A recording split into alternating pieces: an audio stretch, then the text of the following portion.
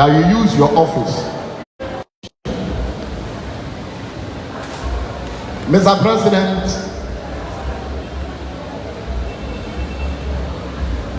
if you look at this auditorium,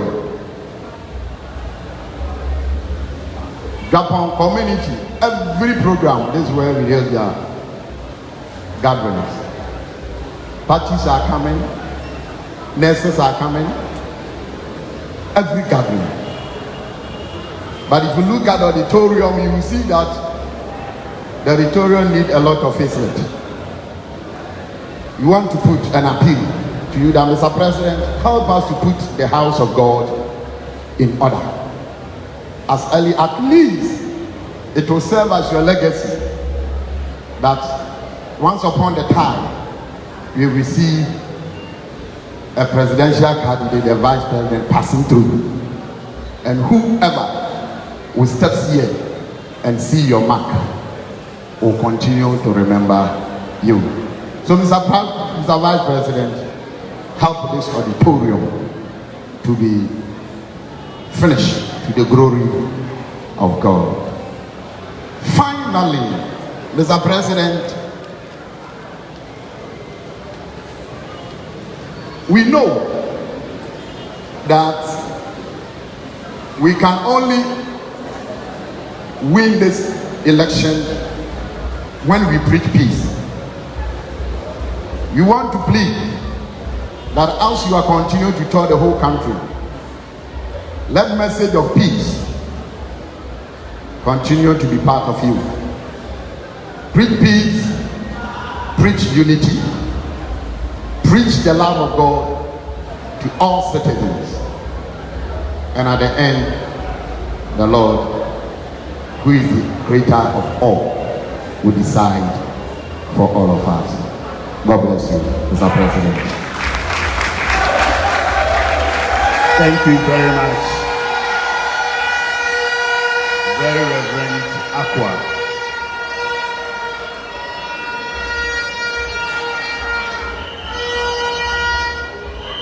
Yeji Miako Mpoto Chief Imambo Alhaji Abdul Salam Muhammad Bob Niape Muslim Yahweh Blackburn.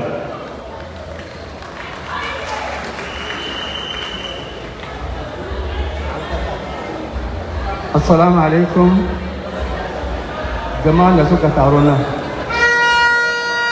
Muna barka da manyan da suka zo nan. Muna kuma barka da shugaba wanda yake ya zo ya hutun taro.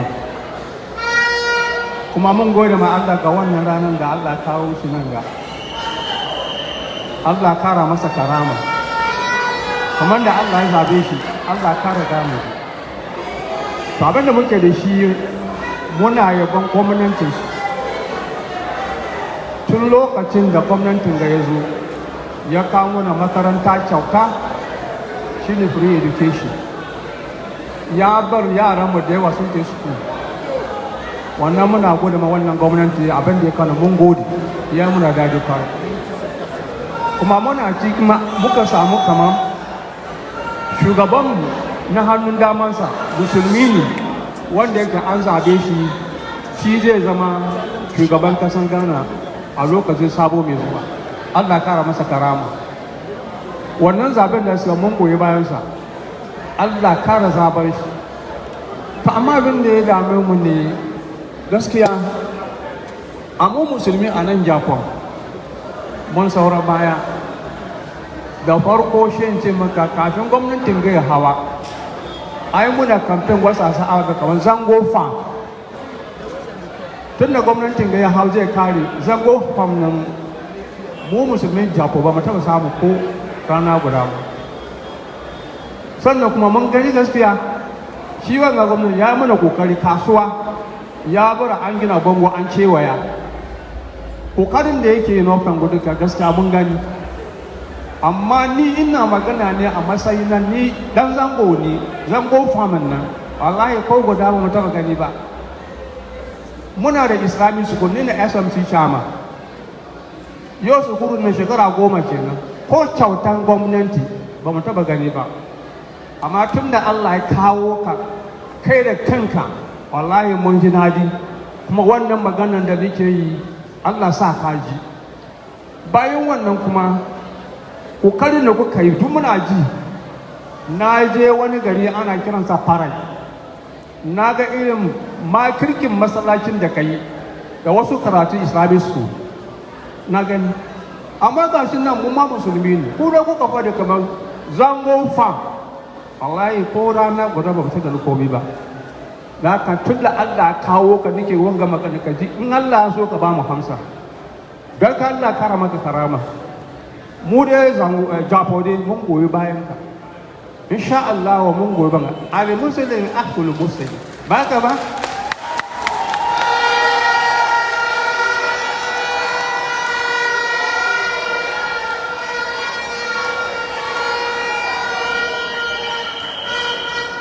da haka mun ji daɗi kai muna gwamnan da MPP ya muna kokari kasuwa ya yi muna ya gyara muna kasuwa ya gyara shi gaban kotu ke cewa ya muna so kuma ba nan ka diban muna da labari inda aka yi duka da haka muna kara gode ma wannan gwamnati kai kuma Allah kawo ka tuni Allah ya zabe ka Allah sa ka zo ka ci gaba da abin da kuka yi karatu assalamu alaikum wa rahmatullahi. Atabir.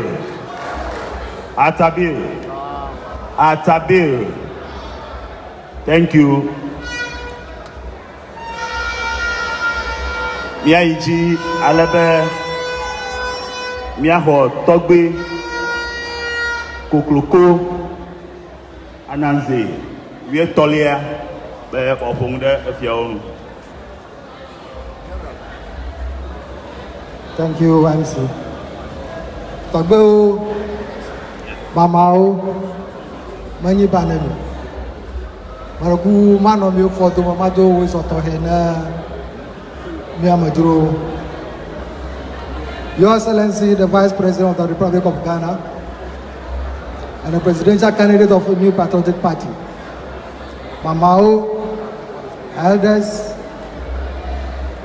Chief Executive, PC Dr. Yao Alablu, Savior. As we engage with us during this crucial moment in our nation's political journey, we are mindful of the tremendous strides your government has made in steering Ghana's development. However, as a people, we are also recognize that much remains to be done, particularly in districts like North Tongu, where certain developmental needs are yet to be fully addressed. It is our fervent belief that with your future leadership, these concerns can and will be resolved, thereby enhancing the livelihoods of our citizens. 1. Revamping of the Voter Star Textiles Factory at Joapon. The Voter Star Textiles Factory, once the pride of our region, has long been in the state of dormancy. This factory holds immense potential for creating jobs and boosting economic activity, not only in North Tongu but across the Volta region. We humbly appeal to you, Your Excellency, to champion the effort for the revitalization of this vital industry.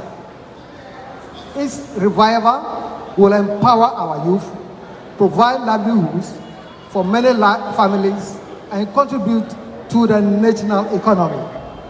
2.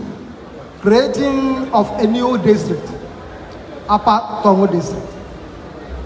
North Tongu has grown significantly over the years, and we believe the time is right for the creation of a new district, that's the Upper Tongu District.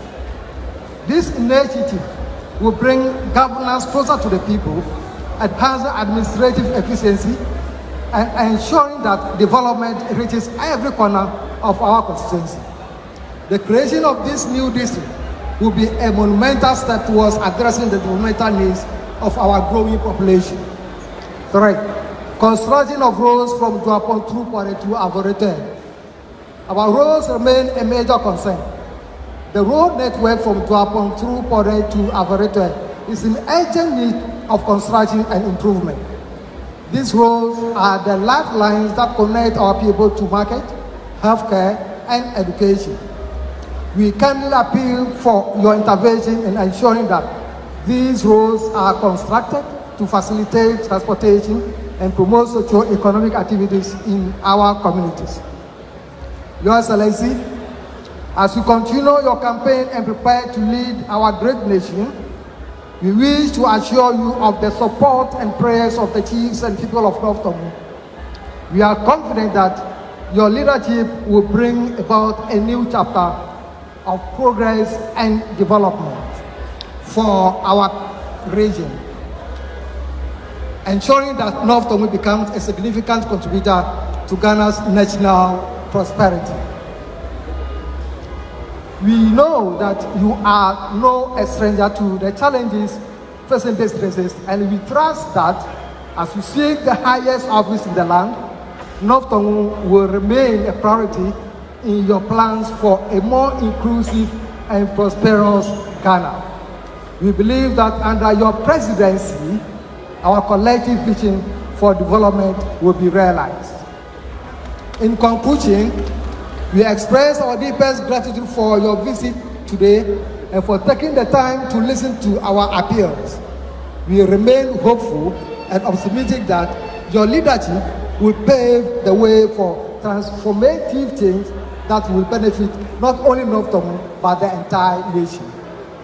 Thank you, and may God bless you, Your Excellency, North Togo, Volta Region, and the Republic of Ghana. Ways up.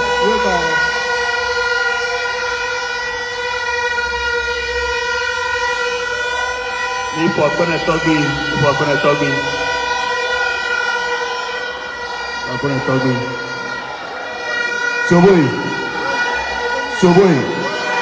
Soboy. Therefore, Asikpe, Huowo, Vividodora, I'm a very next president of the Republic of Ghana. His Excellency, Dr. Bawumia.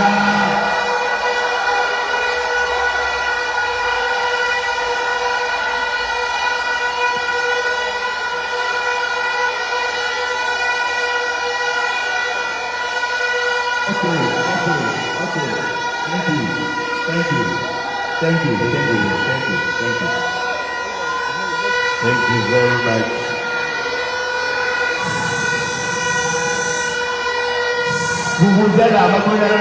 Bubuzela. Our revered paramount chiefs, divisional chiefs, our queen mothers, Togo, Mamo, the men and women of God, the chief imam, the imam Sarake Zongo, the people of North Togo, and the people of Duapon. Good morning to all of you. I am here in my capacity as the presidential candidate for the new Patriotic Party for the 2024 presidential election.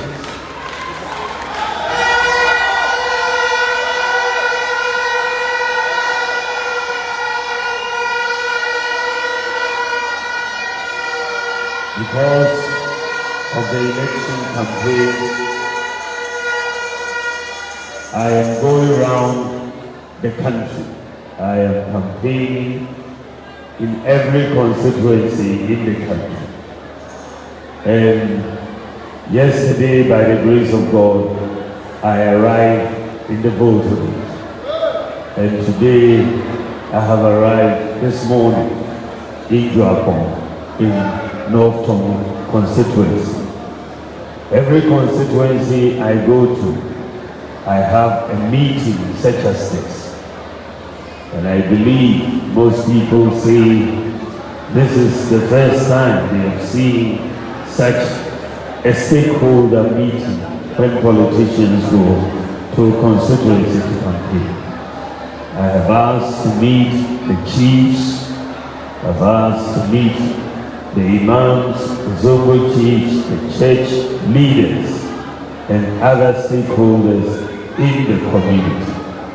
The reason that I have this meeting is to be able to hear directly from you, the stakeholders of the community, regardless of political affiliation, to hear what the concerns are for the people of North Tongu, so that if by the grace of God I become President of the Republic of Ghana, I will know exactly what to do to address the concerns of the community.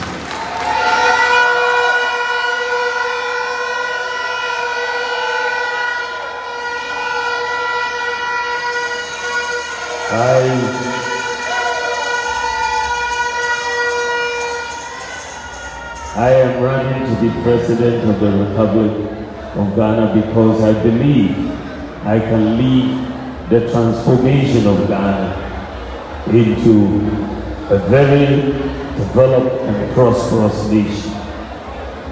I believe in possibilities. I believe that it is possible to do so. That is really a philosophy that I really deeply believe, that it is possible for this nation, our country, to be as advanced as any other nation on the face of this earth. And if we believe in God and work hard and plan well, I believe that it is possible for Ghana to be a very developed nation.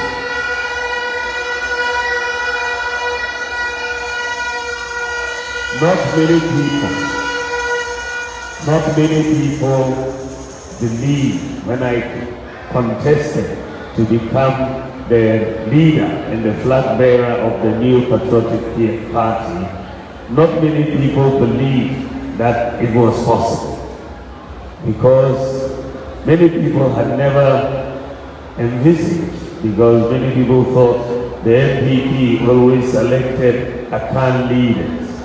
And this is a case where there is someone from the minority tribe in the country coming to contest for the leadership of the New Patriotic Party. So many people said it was not going to happen.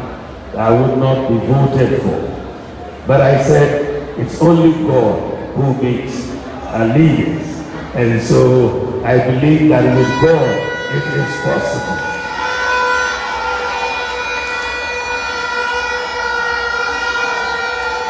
And thanks to God, we were 10 of us who contested, and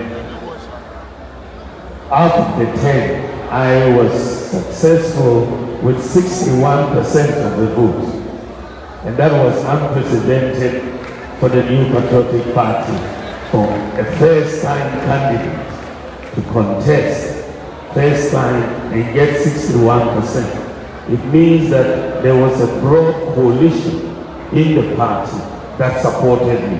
Across the religious divide, across the tribal and ethnic divide, I commanded the support of the whole party to become. So God made it possible, and it was possible for me to stand in front of you today as the leader and the flag bearer of the New Patriotic Party. So I believe in possibilities. Many people did not give our party a chance to win Hohoe constituents. Many people said it was impossible. But thanks to John Peter Amewo and the hard work of the people of Hohoe, today it has become possible for us to have won Hohoe constituents. And so as we come into North Tongu, people also think it is not possible for us to win North Tongu constituency. But I'm not going to give up on North Tongu. I'm here to say Dr. Xavier Edebulu is the right candidate to represent North Tongu in Parliament. And we should give him a chance. We should give him a chance. Another philosophy of mine as the leader of the NPP and the presidential candidate, I believe in inclusive development. I don't think we should leave anybody behind in this country. Every person, every region should be included in the development of this country. Every tribe, every district, every person, the persons with disabilities should be included, the lepers should be included, the youth should be included, the women should be included. That is the only way we are going to transform this country, is to have inclusive development, broad-based inclusive development. So I am very, very focused on that as a policy. And you will see over the last 8 years, the sort of policies that we have tried to implement in the last 8 years have been policies that have been focused on broad-based inclusive development. You'll see, for example, when we were campaigning for office in 2016, we promised that we will bring free senior high school education to Ghana, because education is really the key to development. All the analysis, all the economic data says that for any nation to develop, you need an educated population. Human capital becomes the key. And so when we came into office, the issue of free senior high school education was very key. Many people said it was not possible, but we said it is possible for us to do free senior high school education. And we started free SHS in our very first year in 2017. The very first budget, when we came in March 2017, we included free senior high school education. And today, after 8 years of implementing free SHS, 5.7 million children have benefited from free senior high school education in Ghana. This is very unprecedented. And what for me gladdens my heart is that before there were more boys than girls in senior high school. When we came into office, for every 100 boys in senior high school, you had 68 girls. But today, after opening up the doors for free senior high school education, today there are more girls now at the end of 2023 than boys in senior high school. For every 100 boys now, you have 106 girls in senior high school. So you've seen more girls have gone. In Accra today, the middle class who look for maids for their homes, maids, they don't find house girls anymore, because the parents have come and taken most of the girls and put them in school. And that is very, very important. We have not only brought free senior high school, we've also brought free technical and vocational education into Ghana. And our children who are studying in technical and vocational schools are going for free. We have also restored the teacher training allowances that we pay the teacher trainees. We restored the nursing training allowances that we pay the nursing trainees. We've brought in new policies that are very broad-based. We brought Agenda 111, which is a program which from COVID we found out that we needed to build hospitals in districts which did not have hospitals. And so we have brought the program to build 111 hospitals. And they are going on. Most of them are above 70% complete. We'll complete some this year and we'll complete the remainder, God willing, next year.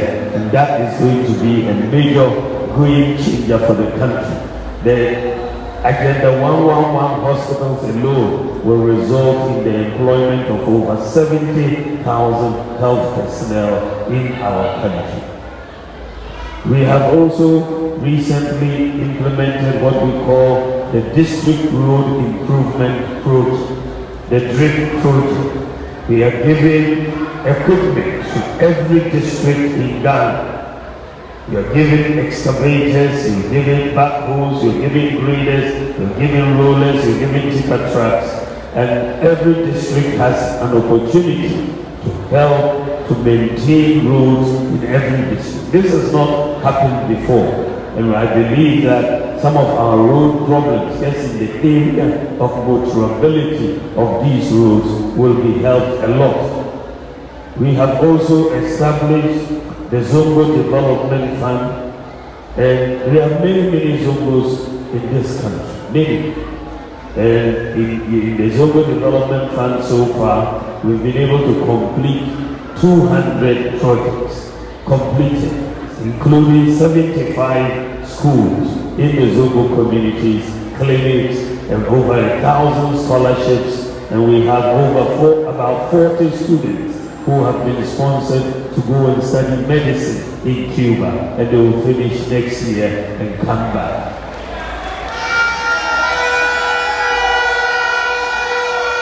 Of course, it's not every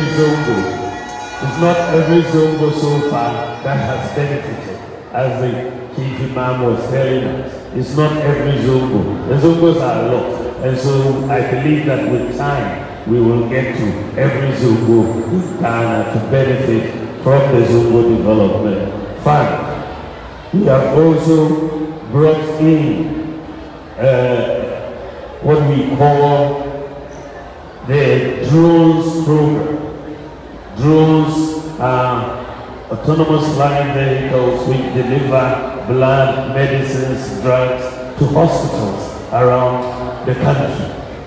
When I had a personal experience which really stuck with me. My father was operated upon in Tamale Teaching Hospital in 2002, and they needed blood, and we tried as much as possible. The blood bank was closed.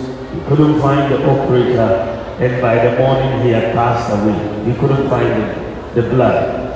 But when I heard about this company called Zipline in the United States, which had this technology, the drone technology, to deliver medicine, blood, and so on in cases of emergency, I got up and took a team and we went to San Francisco and talked to the Zipline company and convinced them to come and set up in Ghana. We've set up 6 drone centers in Ghana, and they are delivering medicines and blood to 2,700 hospitals and health facilities in Ghana every day.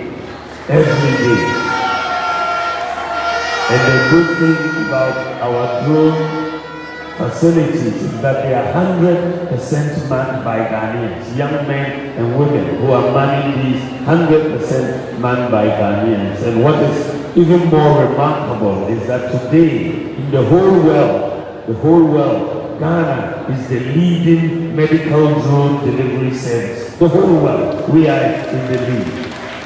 And we are saving lives every day. We've also embarked on a major digitalization program. We've issued the Ghana card to at least 85% of adult Ghanaians, and we have a database now of Ghanaians with the Ghana card. The Ghana card is very helpful in many ways. Today, if you are a student and you need a student loan, if you have a Ghana card, you don't need a guarantee for the student loan. The Ghana card will be sufficient for that. The Ghana card is also helping us fight corruption across the public sector. But the issue of ghost workers has always been a problem. But one problem ghosts have is that you don't have a fingerprint. That is the biggest problem ghosts have. They don't have a fingerprint. So using the Ghana card, we have been able to eliminate all ghost workers on the public sector payroll and save hundreds of millions of Ghana cedis across all the public sector. We've eliminated them. We have also registered the Ghana card at the International Civil Aviation Organization in Canada. The Ghana card has gone through all their steps and requirements and has been approved. And the Ghana card today is therefore recognized at 44,000 airports and border points across the world. And, you know, because of that, if you are anywhere abroad, and you lose your passport, you can take your Ghana card and board a plane and come back to Ghana. Anyway. And Ghana, we are the only country in Africa where you can do such a thing. We are the only country. We've also introduced a digitalization of our medical records. When we came into office, there were too many complaints. People would go to the hospital and they will tell you, your folder is missing. Your folder is missing. And I said, look, let us put everybody's medical records in the computer. Let's not leave them in folders that get missing. So we started the project of digitalizing all our medical records.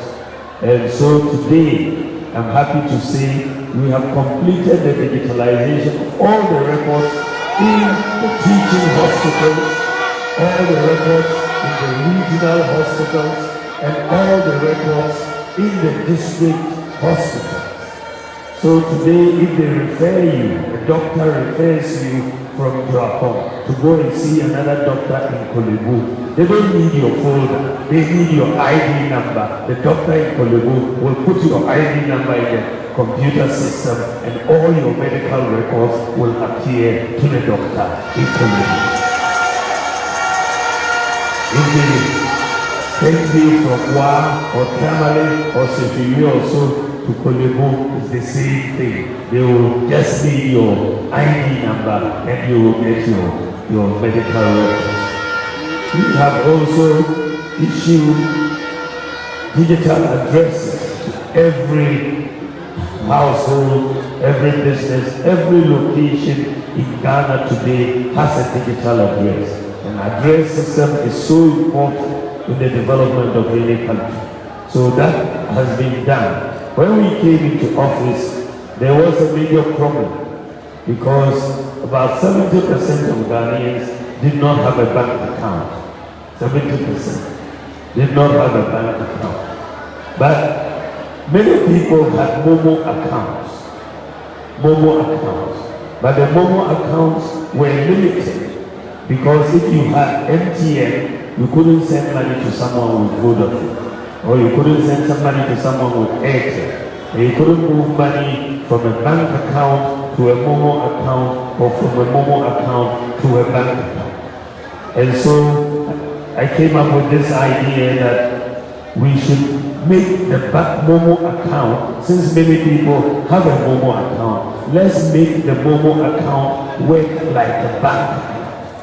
And this is the idea of mobile money interoperability.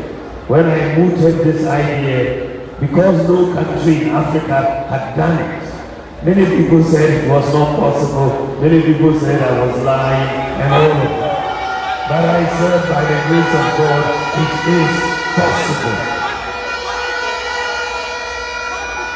So the idea of mobile money interoperability was to put all the mobile companies and all the banks on one platform, so so you can move money from a bank account to a Momo account, to another Momo account, back to a bank account, to a Momo account, all on the same platform. No country in Africa has done it, but Ghana, we are the first country in the whole of Africa to complete mobile money interoperability of this nature. And because of that, today, if somebody sends you money from abroad, it comes onto your mobile phone. You don't go to Western Union to queue. Today, you can take your mobile phone and renew your national health insurance. Right? You can use your Momo and pay into the NHIS bank account. Today, because of that, you can buy credit from ECG on your mobile phone. And so, what we have done with mobile money interoperability in Ghana, it does not exist in the United States. It does not exist in Canada. And we are the first country in Africa to do so. And I'm very proud of that accomplishment for Ghana. As we go towards this election, I believe that I have a lot to contribute to the governance of this country as president. And I want to ask you for your support to help me to become president of the Republic of Ghana going forward. I have many ideas that I want to bring to the fore as President of the Republic, and why I want you to vote for me. What do I want to do for the country? To start with, my number one priority as a president will be agriculture. Agriculture will be my number one priority. Why do I say so? We will have food security. As a country, we have a lot of land, we have a lot of water, but we still import basic products like onions, like tomatoes, like rice, and maize and so on. We still import many agricultural products. But I believe that it is possible to be self-sufficient in all of these products and even export these products. And so I want to basically help the farmers, give resources, put financial resources, put technology, put agricultural inputs, irrigation, and so on behind the farmers so that we can expand production across the country. I also want to establish district agri-mechanization centers. Just as we have provided equipment for road construction to every district, I want to do the same in terms of equipment for agricultural production for every district, so that we have district agri-mechanization centers from which farmers can obtain tractors, combine harvesters, planters, and so on, which they may not be able to afford to buy by themselves, but it will be at their disposal at the district agri-mechanization center. So that is one area I want to help our farmers in.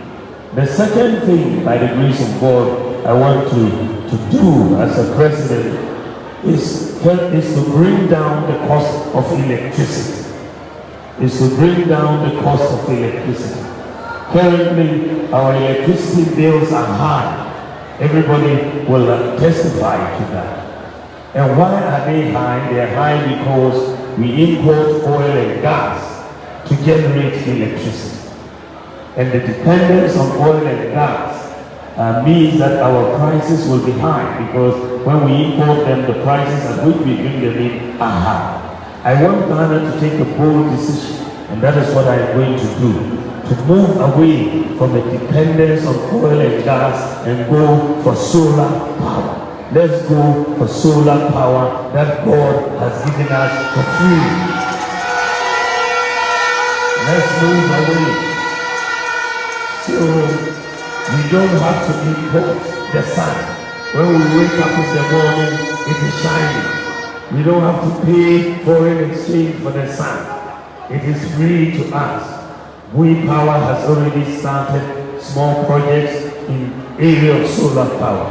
I want us to bring in 2,000 megawatts of solar power. And that will bring down the cost of electricity by 50%. We will reduce electricity bills by 50% if we move to solar power. Moving to solar power will mean that we will need a lot of solar panels. So many solar panels to get the sun and transform it into electricity. Because we need so much solar panels, we will need solar farms across almost every district. We will have to have a solar farm so that we capture the sun. I don't want Ghana to import the solar panels because there will be a lot. So I want us to establish the factories to manufacture the solar panels right here in Ghana. So that we will give our youth the jobs to do and create a level foreign exchange in the process. So we will establish the solar panel manufacturing factories in different zones in Ghana that we will need quite a lot. And once we establish expertise in this, we will be able to export the panels into other countries. And that is where I want Ghana to go.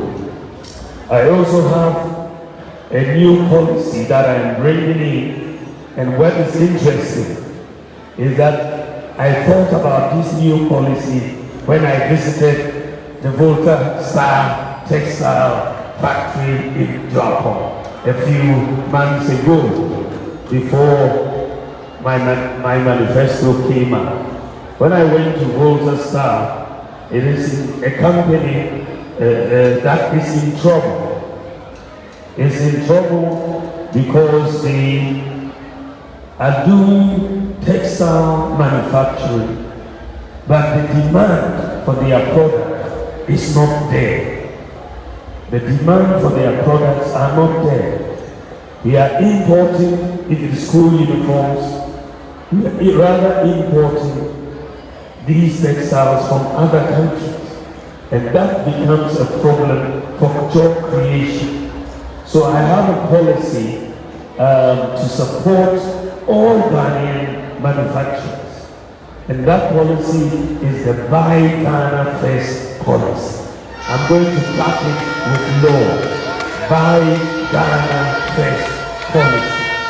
Which means that for all the things that government buys, and government buys a lot, the law will require that you buy Ghana first. If there is a company making that product in Ghana, you have to first source that particular product from the Ghanaian company. And if we are not able to produce it in Ghana, that is the only time you are allowed to look outside to buy that good. And I believe that if we do the Buy Ghana First policy, companies like the Volta Star Textile will survive. Because all the 3SHS schools and so on, the uniforms and all of that, we will be buying it from this factory, and we will create the jobs, and we will have all of that.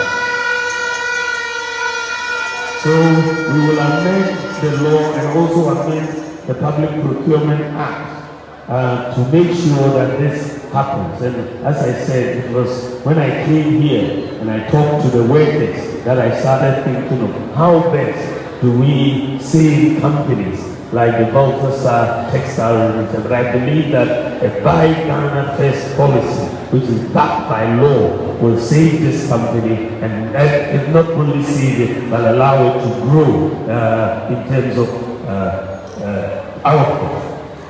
We are also going to help traders, especially women traders.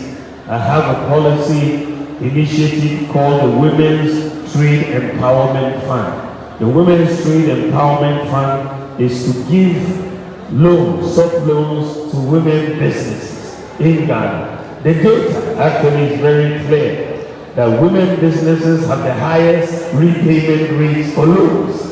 That is the nature of it. And so the Women's Trade Empowerment Fund will provide loans to women businesses, but it is not a bank. because a lot of our women traders are in very informal settings. If you ask them to go to banks, they will have problems in accessing these loans. So the only requirement under the Women's Trade Empowerment Fund, that what we will require from the women is their Ghana card. That's all. Once we have your Ghana card, we will be able to give you the loans to do your business. It's very simple, and that is where we are going to go with it. I also have a new policy that I want to bring in to help our fisher folks. Our fisher folks who have major issues in the fishing community, and I've talked to a lot of people in the fishing community in fashioning out this policy. One of the major problems that our fishermen have is access to premixed fuel. Premixed fuel is a major problem for our fishing community. And you see this problem, every government comes and there is problem with premixed fuel. They are not able to solve this problem. And I have been thinking for a while about how to deal with the problem. But thankfully, I found out that there are new outboard motors that don't require premixed fuel. New outboard motors have now been invented, which only use solar or electric power to power them, and they don't need premixed fuel. And so I was so excited about just that possibility, and we have engaged the companies that are making these new outboard motors.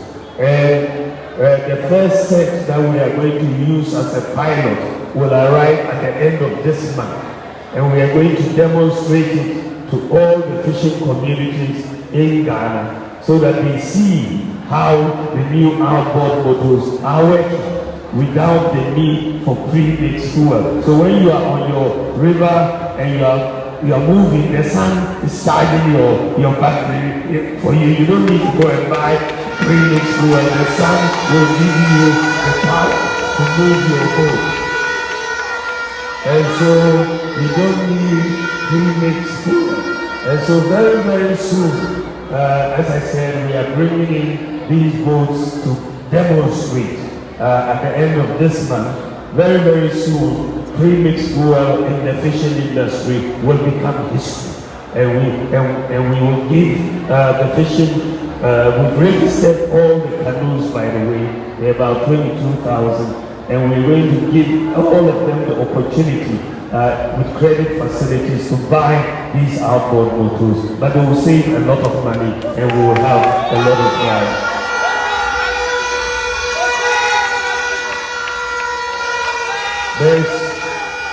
There is a major policy. There's a major policy that I am bringing into Ghana by the grace of God. If you look at what happens in the developed world, you see that life is easier than in our world, isn't it? If you think about US, Germany, Japan, UK, Australia, Canada, generally our people want to go there because life is easier there, isn't it, than us. Why is life easier in the developed world than our world? There's one thing that exists there that makes life easier, and that is the credit system. They have a credit system. The credit system allows people, because it's based on individualized credit scoring. But if you need to buy something, you want to buy a TV, you want to buy a fridge, you want to buy furniture, you want to buy a car, in the advanced countries, even if you don't have the cash, you can still buy it. Put a small deposit and you pay small. After 3 years or 5 years, you finish paying for your TV or car or furniture. That is the credit system. So life is much easier for them in Ghana and many African countries. If you want to buy a TV, a car, a furniture, or whatever, it's cash down. If you don't have the cash, don't give it to you. And so it puts a lot of pressure. You're a teacher, you're a nurse. How do you accumulate all these savings to go and buy? So life becomes very difficult for us. So we have been thinking about this issue. How do we make Ghana also have a credit system like exists in the advanced countries? I have been working on this since we came into office in 2017. Why is it that in the advanced countries they have this credit system working? There are three things that makes their credit system work. Number one, everybody has an ID. Everybody has an ID card or an ID number. Because you're going to give credit to somebody, you must know the person, otherwise they will run away. So everybody has an ID. Number two, in that system, everybody has an address. Every home has an address. If you give credit to someone, you give your TV to someone and you don't pay, you can go to their house and collect your TV. So everybody has an address. That is the second one. Number three, everybody has a bank account. Because you pay for your credit through the bank account. And so these are the three things. And when we came into office in 2017, we started working on this problem. We have done the Ghana card. So everybody has a national ID. You cannot hide. Your Ghana card is linked to your tax identification number, is linked to your bank account, is linked to your mobile phone number, is linked to your SNIT number, is linked to your NHIA number, it is linked to almost every number that you can pick up, your passport and so on. So the Ghana card gives you identity. You cannot run away from it. The second thing that we needed to do was to make sure every house has an address. And this is why I proposed the digital address system to leverage GPS technology to do a digital address. When I proposed the digital address system, many people said it was not possible because no country in Africa had done it. And I said it was possible.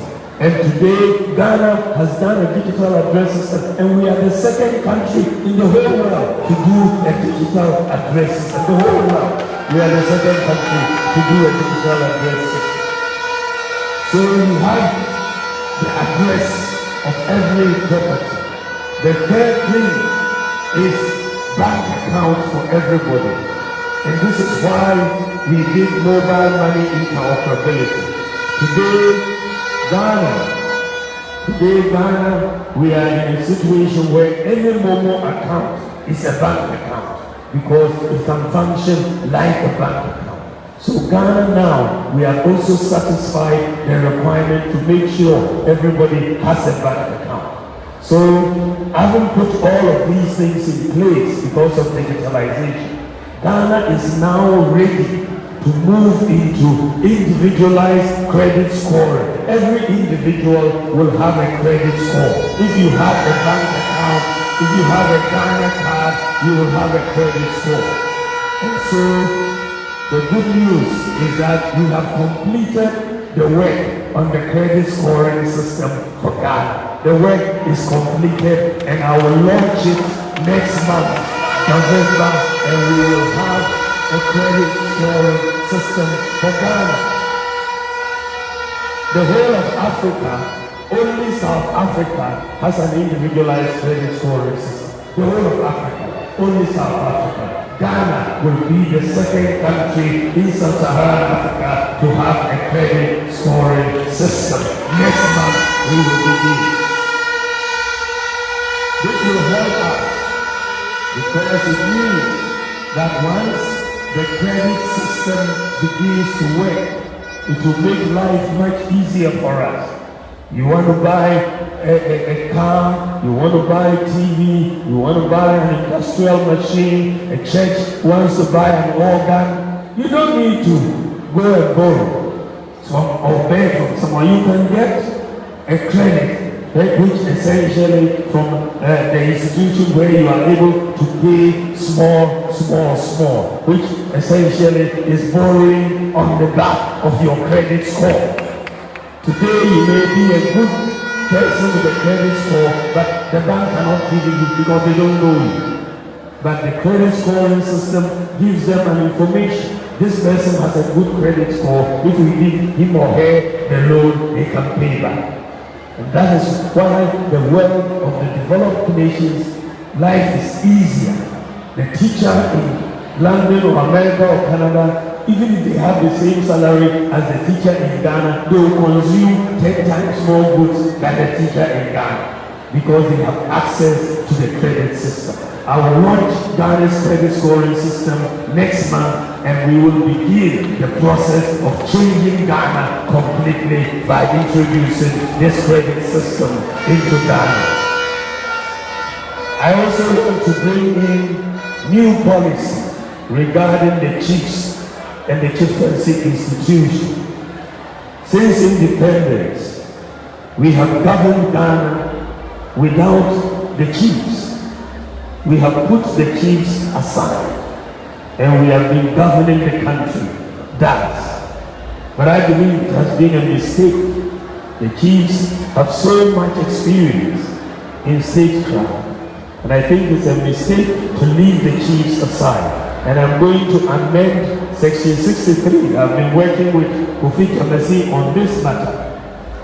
And we have decided that we are going to amend Section 63 of the Chieftaincy Act. We're going to give more powers to the chiefs so that we can help the government in the governance of this country. We're going to give more.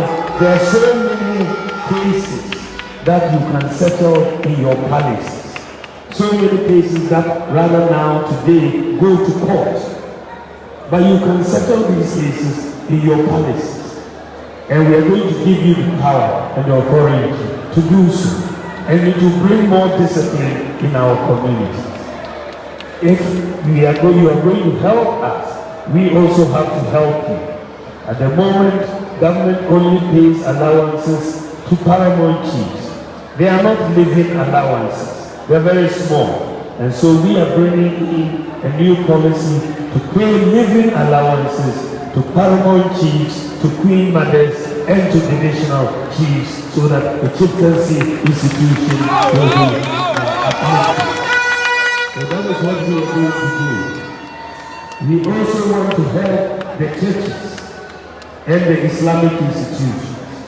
If you look at the churches and the Islamic institutions, for me, in terms of development, they are the #1 development partner of Ghana. The schools that they build, the hospitals that they build, if you took them all out of Ghana, Ghana will collapse. And whenever they speak, they are speaking about schools, development. You know, Reverend Minister told me to go and look at the school. That's why he told, these are the things on their hearts. Go and look at the school, look at the infrastructure problem. They want to solve the problem. When the chief imam spoke, he spoke about the schools and the help they need to build the schools. But the churches and the Islamic institutions, they use donations. They don't get any extra help. Fees are being done. That's what they use to build all this infrastructure. When our friends, who we call the development partners, when the development partners are coming from abroad to build a hospital or to build a school, we give them incentives. We say to them, you are development partners, so with this hospital equipment you are bringing, this material, you don't need to pay duty on it. But if there is a church or an Islamic institution wants to bring hospital equipment to build, we say go and pay duty. So I'm going to change this, and I'm going to classify all the churches and the Islamic institutions as development partners. For that purposes, they will also have free access to these incentives. I believe that if we make that classification, the churches and the Islamic institutions will do a lot more in this country. They will get a lot more donations. A lot of people are discouraged because of duty and so on. So we are going to do that. We have also heard in the country about a phenomenon known as LGBTQ+. I think you've heard all of these. LG, where men can marry men and women can marry women. That practice will never be tolerated under a Bawumia president. We will never allow that to take root in our country. It is not in the Bible. It is not in the Quran. It is not in our tradition. It is not in our culture. It is not in our values. So we are going to stand fair no matter the cost and defend our society.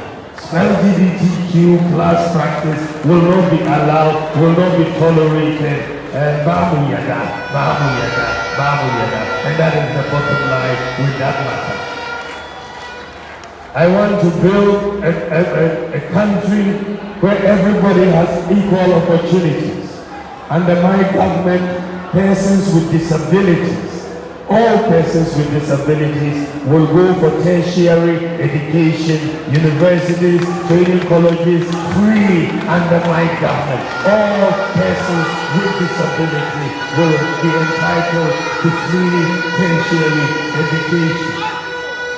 And we will also have a percentage of all government recruitment reserved for persons with disabilities, so that we can get the benefits of their intellect. They are some of the smartest people I have met. They may not be able to work, but they are work, but their brains are just super. And we are going to get the benefit of that intellect.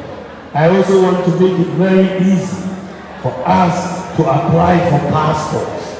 For us to apply for passports. Today, if you want to apply for a passport, you fill the form, get your birth certificate and other documents, and get through the process. But if you look at the passport application form, all the questions that they ask on it are also on the Ghana card. All the information that you require on a passport application form is also on your Ghana card. Your date of birth, your mother's date of birth, your father's date, everything is on the Ghana card and more. So from next year, by the grace of God, anybody who has a Ghana card, if you want a passport, you will not fill a form anymore. You just pay your fee and we'll print your passport for you. You will not fill a form anymore. It will be very, very simple for everybody. We are also going to amend the regulations on driver's licenses. At the moment, driver's licenses are valid for 6 years. And every 2 years, you have to go and renew.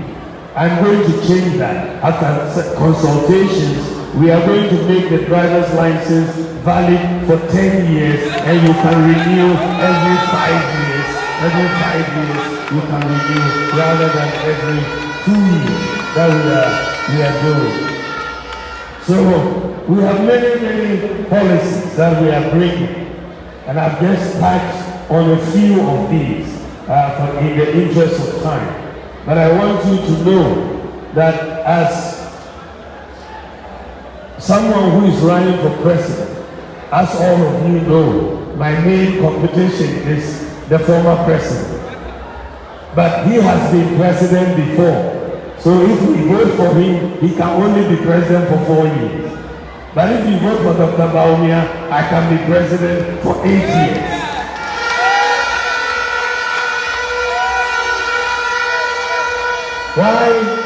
Why that is important is that with me going to be president potentially for 8 years, it means I have to come back to Ablakwa. and give an account in 4 years' time of what I have been able to do. I have to come and show this educational infrastructure that we are talking about. Has it been done? I have to show what have I been able to do in the Zongo community. What have they been able to benefit from the Zongo Development Fund? I have to come in and show the Islamic school that they need help. I have to show what we've been able to do with the Volta Star Textiles Company. I have to show. I have to give an account. There's a request for an Ablakwa district.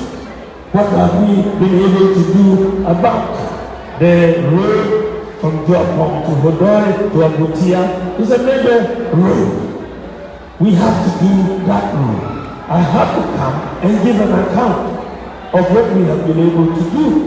So if you vote for me in 4 years and when I come to Joapom, I have to go through this list and say, this is what I have been able to do for the people of North Togo. And if you are satisfied, then you say, Dr. Bawumia, you can continue, you can continue, you can continue.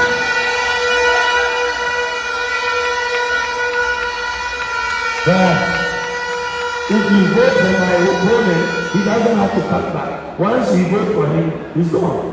He won't come back to give any account. There's no accountability. Everybody also knows that if you assess all vice presidents who have come to Ghana from independence to date, almost everybody who has spoken on this matter says that Dr. Bawumia has been the most effective vice president in Ghana's history. It's not me who is saying it. That means that as far as the vice president class is concerned, I passed the class. I passed the exam. So promote me to go and become president of the republic. Give me promotion. As you say,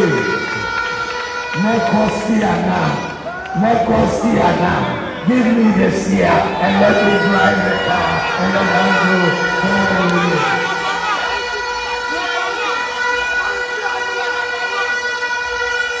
So I am very, very happy if you vote for me. I am not only running alone.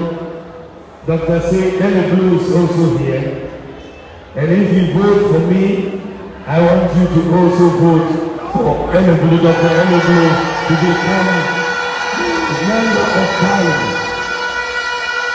I believe that if we change, we can see more progress. Nobody will take you for granted.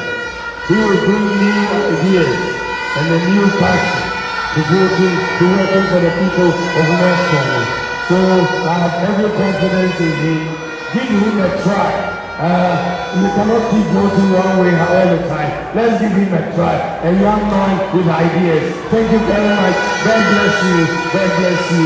God bless you. Thank you very much. The next president of the Republic of Ghana. Thank you. Somebody.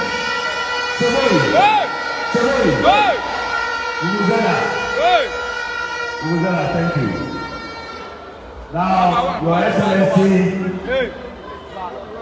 the Chief of Dofo want to make a special presentation to you and your beautiful Samira Bawumia. Thank you. Because they remembered that your wife, your beautiful Samira Bawumia, has spent part of her life in North Togo here. And so they say they cannot give you a gift without her. So we have special gifts for you and your wife. Togbe Kokloko, and then Mama, please come forward and do the presentation.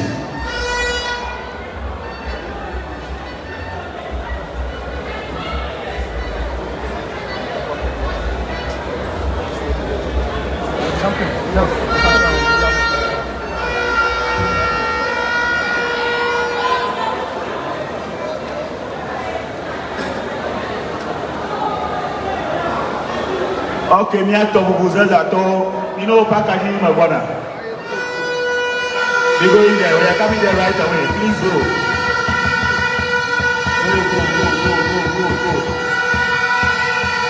We are coming there now. We are coming there now.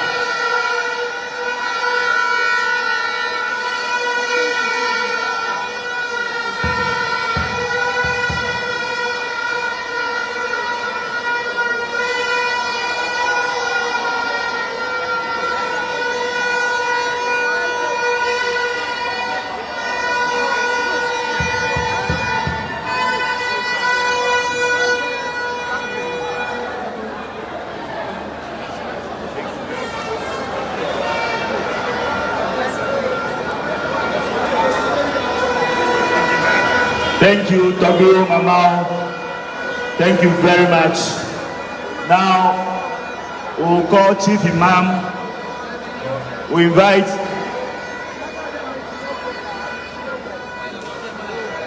invite Chief Imam to give us the closing prayers. Chief Imam, salam. Alhamdulillah. Da muka fara wannan karo muka kare da bismillahi Allah sa mu kuma da alhamdulillah kuma muna yi du'a shi Alhaji Mahmud Bawumia Allah ba shi lafiya Allah ka ba shi nasara tuni Allah ya zabe shi Allah tabbatar da